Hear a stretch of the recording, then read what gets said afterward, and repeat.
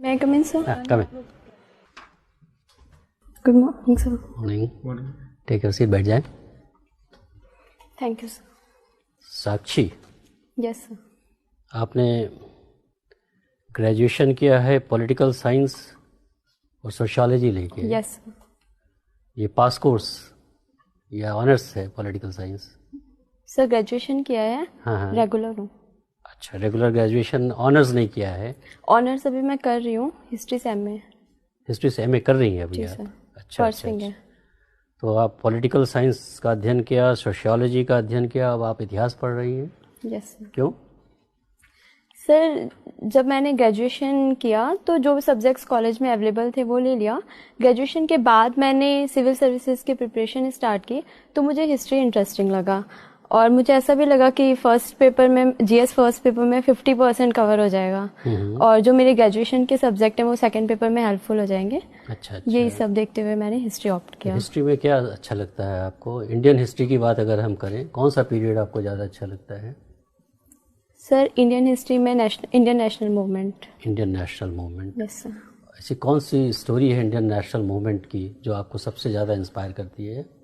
Sir जिस तरह से हमारे देश में पहले उग्रवाद, फिर उदारवाद, फिर गांधी जी ने अंग्रेजों का मुकाबला किया, रणनीति बनाई, गांधी जी की जो रणनीति रही और जिस तरह से पूरे देश ने सहभागिता की, ये सब चीज़ें देख के बहुत ही एनर्जी आती है और अच्छा लगता है पढ़ के. मान लीजिए आप सिविल सर्वेंट हो जाते हैं तो जो भी आपने टेक अवेज है, जो इंस्पायर्ड हो के जो भी आपने सीखा है, समझा है, उसका कैसे उपयोग करेंगी आप अपने जीवन में?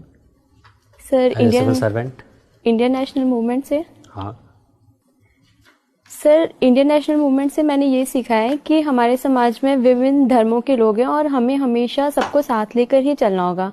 अगर कभी भी हम किसी एक पक्ष में जाते हैं या वोट बैंक राजनीति इन सब के चलते किसी एक धर्म का सपोर्ट करते हैं तो उसके परिणाम गलत आते हैं. इसीलिए हमेशा सोसाइटी के हर वर्ग को साथ लेके चलना होगा. दूसरा मैंने ये सीखा है कि पीपल पार्टिसिपेशन बहुत रिक्वायर्ड है.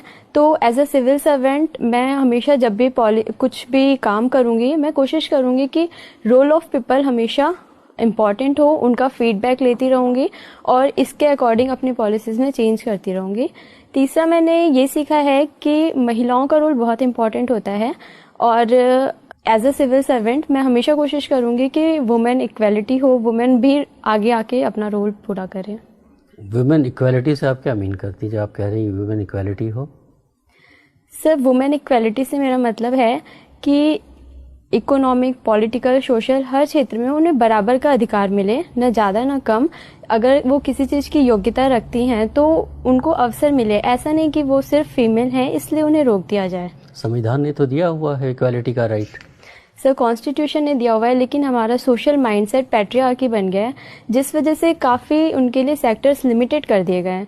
ये चीज़ नहीं होनी चाहिए. मान लिया जाए आपको डिस्ट्रिक्ट मैजिस्ट्रेट बना दिया जाता है, आप यूपी की रहने वाली हैं ना? Yes sir. यूपी के किसी जिले में आपको डिस्ट्रिक्ट मैजिस्ट्रेट बना दिया जाता है. Yes sir. पहली बात आपने की कि आप चाहेंगे कि कम्युनल हार्मोनी बनी रहे. Yes sir. Vote bank politics में हम लोग ना पड़े. और एक ही दिन आपको हिंदू समाज आता है आपके पास, कहता है कि साहब हमें रामनवमी का जुलूस निकालना है. मुस्लिम समाज आता है आपके पास कि साहब हमें आज तजिया निकालना है और एक ही रूट से निकालना है हमें. एज डिस्ट्रिक्ट मैजिस्ट्रेट आप क्या करेंगी? सर यहाँ पे दोनों दलों की भावनाओं का सम्मान करना चाहिए क्योंकि दोनों ही अपने अपने धर्म को एक तरह से रिप्रेजेंट करना चाहते हैं. इसके लिए मैं उनके लीडर जो भी होंगे उनसे बात करूंगी कि वो एक ही जगह से निकालना, या तो वो अलग अलग रास्ते चुन लें, बट अगर उनकी जिद है कि एक ही जगह से निकालना है तो टाइम में थोड़ा सा अंतर कर दिया जाए जिससे दोनों सद्भावना से अपना काम कर सके. अच्छा ठीक. अच्छा, गारमेंट्स. यस. शायद आपका परिवार गारमेंट्स के बिजनेस से, या जैसा मैंने अभी पढ़ा कहीं पे गर्ग गारमेंट्स करके है. ये क्या है गर्ग गारमेंट्स? सर एक शॉप है हमारी रॉबर्ट्सगंज में. अच्छा, आपकी शॉप है? जी सर. तो गारमेंट के बारे में कुछ बताइए. गारमेंट्स के बारे में? उत्तर प्रदेश में गारमेंट्स के बारे में कुछ बताइए. सर उत्तर प्रदेश में टेक्सटाइल इंडस्ट्री का हब कानपुर रहा है. इसके अलावा हमारी एक रिटेल शॉप है रॉबर्ट्सगंज में ही जिसमें शर्ट पैंट इस तरह की आइटम्स बेची जाती है। मैनचेस्टर ऑफ इंडिया किसको कहा जाता है? सर मुंबई। आप श्योर हैं? Yes sir. और Manchester of north India Kanpur. अच्छा, मैनचेस्टर कहाँ है? सर ये यूरोप में है, मेरे को एग्जैक्ट नहीं पता है। क्यों, जैसे मान लीजिए आपने मुंबई के बारे में ही कहा, मैनचेस्टर ऑफ इंडिया, या कानपुर के बारे में ही कहा, तो क्यों उन्हें कहा जाता है मैनचेस्टर? सर वहाँ पे ऐतिहासिक रूप से बहुत ज़्यादा टेक्सटाइल इंडस्ट्री का विकास देखा गया।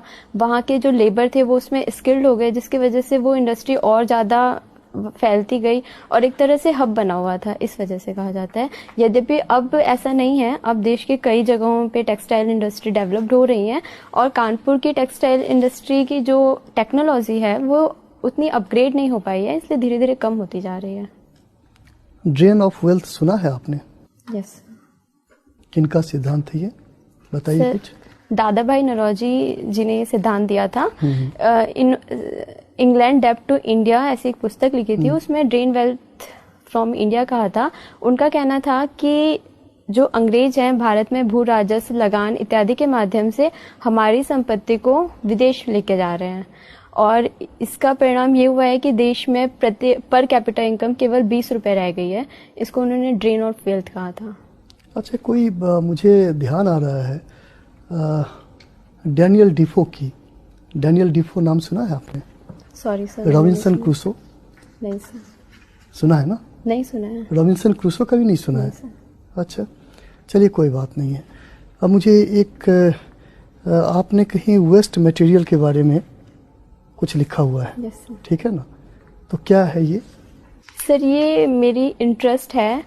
मैं स्कूल टाइम से ही हमारे स्कूल में प्रोजेक्ट्स दिए जाते थे कि पेन स्टैंड बनाना है या फिर घर से जो भी वेस्ट मिलता है उससे कोई शोपीस बनाना है।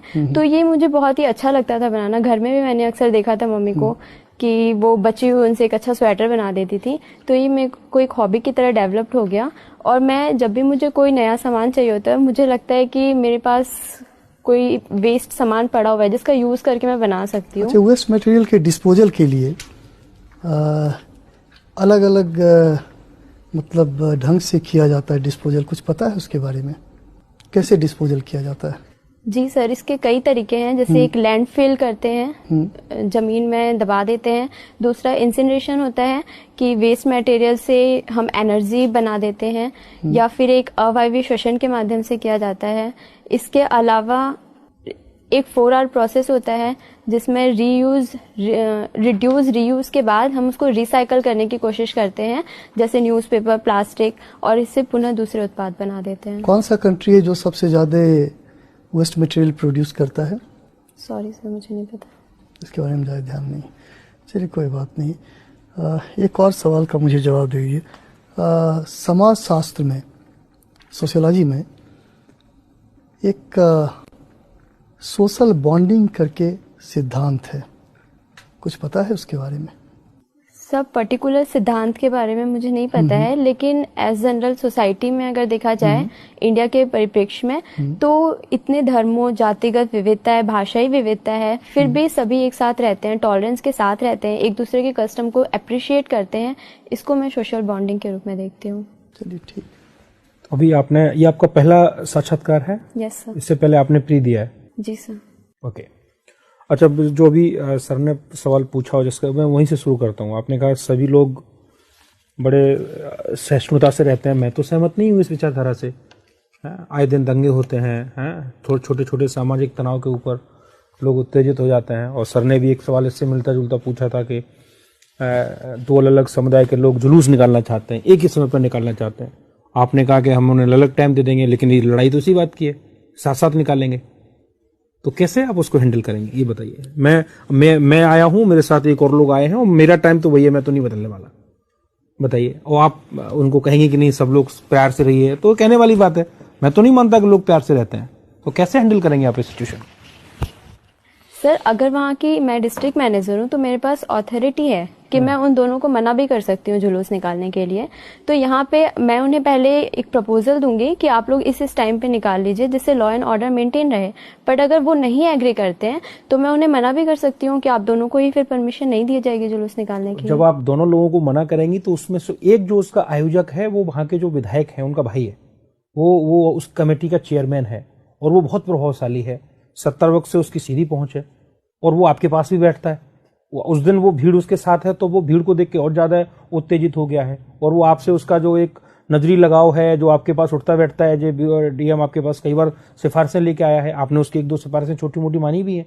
उस दिन वो आपसे ये सिफारिश मनवाना चाह रहा है, विधायक का भाई है, मुख्यमंत्री जी अभी कुछ दिन पहले उसके यहाँ आके गए हैं। बताइए अब आप कैसे मना करेंगे? सर अगर उससे मेरा कोई कांटेक्ट है या मैं उसको जानती हूँ तो भी एज अ डीएम मुझे सोशल परिप्रेक्ष्य में काम करना होगा, मैं किसी पर्सनल के लिए काम नहीं कर सकती हूँ। और अगर मुझ पे पॉलिटिकल प्रेशर आता है तो मैं विधायक जी को समझा भी सकती हूँ, कंडीशन से उन्हें बता भी सकती हूँ कि इस तरह की सिचुएशन है और अगर ऐसी कोई घटना एक साथ जुलूस निकाला जाता है तो यहाँ पे दंगे की स्थिति बन सकती है। और अगर फिर भी वो पॉलिटिकल प्रेशर बनाते हैं तो मैं डिनाई कर दूंगी कि सर। अच्छा चलिए इसी में एक सिचुएशन और जोड़ते हैं। आपने उसको मना कर दिया, वो मान गया, लेकिन इन द मीन टाइम आपके जो मंडलायुक्त हैं, कमिश्नर हैं, जो आपसे 10 साल सीनियर हैं, उनका अगला रिंग आता है, कहता है नहीं इसमें जो दूसरा एक जो धर्म विशेष है उसको परमिशन नहीं देनी है और इनको परमिशन देनी है, इनको उसको टाल देना है। तो उस स्थिति में क्या करेंगे? वो तो आपको सीनियर है और वो आपको आदेश दे रहा है कि आप उनको उस पक्ष को दे दीजिए जो कि सत्ता पक्ष है और जो दूसरा व्यक्ति है जो कि दूसरा धर्म विशेष का उसको नहीं देना है या उसको टाल देना है कोई बहाना बना के। उस स्थिति में आप क्या करेंगे? और वो आपके सीनियर है, इमीडिएट सीनियर है, आपके कमिश्नरी में ही बैठते हैं जहां पे आप, वो आपकी रोज मीटिंग लेते हैं। सर पहले मैं उन्हें कंडीशन से अवेयर कराऊंगी और इसके क्या नहीं, वो तो अवेयर है, आप उन्हें क्या, वो तो आपके सीनियर भी हैं। तो सर मैं उनसे अपील करूंगी कि वो मुझे रिटर्न में लिख के दें और इसके जो भी कॉन्सिक्वेंसेज होंगे उसकी रिस्पॉन्सिबल फिर मैं नहीं होंगी, मैं उन्हें ऐसा स्पष्ट कर दूंगी। ओके, मतलब आप उन्हें बोल देंगे कि वो लिखित में दें, वो तो नाराज हो जाएंगे, आपकी करेक्टर रोल भी वही लिखेंगे। नहीं, आप सोच लीजिए, आप मुझे आराम से तसल्ली से जवाब दीजिए। मैं ये कह रहा हूं कि आपकी जो करेक्टर रोल है जिसके आधार पे आपका अपना प्रमोशन डिपेंड करता है, वो उसको खराब कर देंगे। वो लिख देंगे कि she is very poor officer and he will grade you between 1 to 4 marks which are very poor for your promotion purposes. Then what exactly will you do in that situation? Sir मैं यही करूंगी, मैं उनसे return में लिखने को दूंगी और जो भी कॉन्सिक्वेंसेज होंगे उसके रिस्पॉन्सिबल फिर वही होंगे। और जो मेरा फीडबैक है ये मेरे काम पे डिपेंड करता है।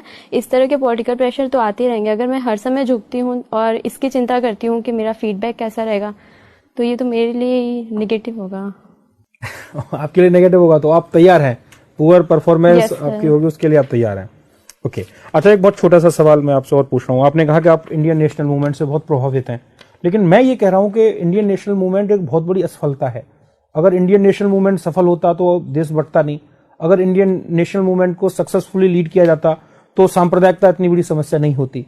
अगर इंडियन नेशनल मूवमेंट को और ज्यादा कलेक्टिवली कॉलेजियल वे में और अच्छी तरीके से अगर उसको लीड किया जाता तो इतने ज्यादा भेदभाव और सामाजिक तनाव नहीं होते। तो इसका मतलब इंडियन नेशनल मूवमेंट तो एक असफल फिनोमिना है, मैं उसको कहूंगा इट्स ए अनसक्सेसफुल फिनोमिना। आप कैसे मुझे मुतमईन करेंगे कि वो सफल है या असफल, बताइए।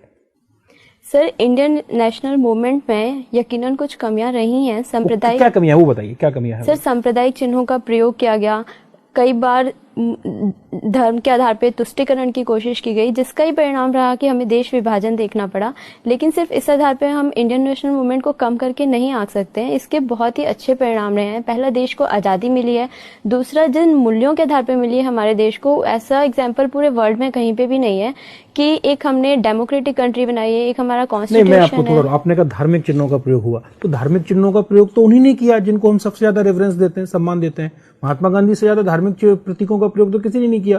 गीता लेके चलते थे, राम के भजन गाते थे, कई बार इस पे आपत्तियां भी हुई, बावजूद उन्होंने उसको कभी नहीं छोड़ा। तो क्या आप मानती हैं कि ये गांधी जी की गलती थी कि वो धार्मिक चिन्हों का प्रयोग करते रहे? एक सेक्युलर, जब एज ए सेक्युलर लीडर उनको नहीं करना चाहिए था, या कम से कम सार्वजनिक तौर पे करते हुए नहीं देखना चाहिए था? वो अंदर करते, लेकिन वो तो सभाएं करते थे और राम के भजन गाते थे वो सारे के सारे। तो क्या आप मानती हैं इस चीज को कि गांधी जी से गलती हुई? Sir as a personal student, आपकी पर्सनल कैपेसिटी में बताइए। एज ए स्टूडेंट, आप हिस्ट्री की स्टूडेंट भी हैं, आप परसू भी कर रही हैं एमए हिस्ट्री, तो आप बताइए इस चीज को। सर अगर मैं गांधी जी के पर्व्यू से देखूं तो ये उनका पर्सनल ट्रेट था। नहीं, पर्सनल कहाँ था, फिर तो पब्लिक हो गया। वो मंदिर सारे लोगों को करा रहे हैं, पब्लिक उस कैपेसिटी में करा रहे हैं, ये बता दीजिए। सर उनका इस सही गलत देखने के लिए उनका उद्देश्य देखना होगा। गांधी जी का उद्देश्य मैक्सिमम लोगों को अपनी तरफ करना था, किसी धर्म का साथ नहीं देना था। लेकिन कई बार ऐसा हुआ कि इस कारण से कुछ लोगों ने इसको जातिगत धार्मिक रूप दे दिया, पर गांधी जी हमेशा चाहते थे कि इस आधार पर ज्यादा से ज्यादा लोगों को आपस में एकीकृत किया जाए।